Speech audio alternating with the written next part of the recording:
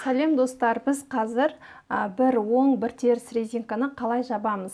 Міне, бізде осылай болып, әдемі болып аяқталу керек резинкамыз. Міне, әдемі көрінеді. Оны қазір көрсетемін. Видеоның соңына дейін айналдырмай қараңыздар.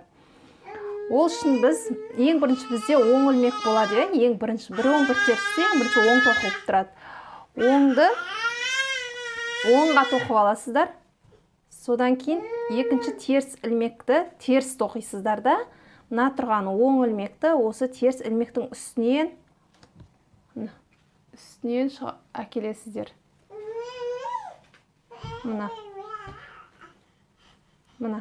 Одан кейін барып келесі оң ілмекті оңға тоқисыздар. Сөйтесіздер, мына тұрған сол ілмекті осы оң ілмектің үстінен былай шығарасыздар.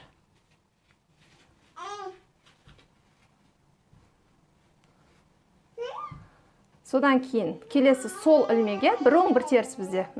Терісті мына. Теріске тоқисыз. Кішкентай балам. Теріске тоқисыз. Алдындағы ілмекті осы теріс ілмектің үстінен, мына. Сіздерге көрініп тұр ма? Осылай үстінен әкелесіздер. Сөздерден жібересіздер, болды. Келесі оң ілмекті оңға тоқисыздар. Артындағы ілмекті осы ілмектің үстінен бітіп шығарып аласыздар да, мынаны жібересіздер. Мынау бізде екінші ілмек артында тұрған. Келесі ілмек сол ілмекті дәл осылай солға тоқисыздар.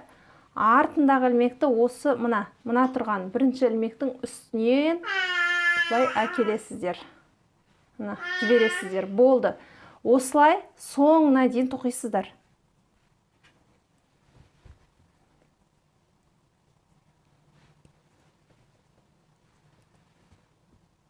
Оңды оңға, сол ілмекті сол ілмек қылып тоқып отырасыздар да, тек үстінен артындағы ілмекті шығарып отырасыздар, болды.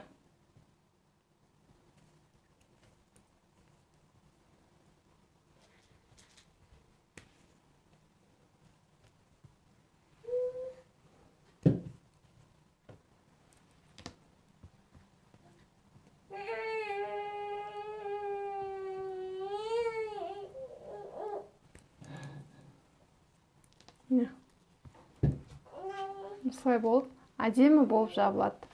Сөйтіп, соңына дейін солай тоқисыздар. Видео ұнаса лайк басыңыз, комментарий жазыңыз және тіркеліп кетуді де ұмытпаңыз. Алдағы уақытта сіздерге пайдалы болатын видеолар түсіретін боламын. Сау болыңыздар.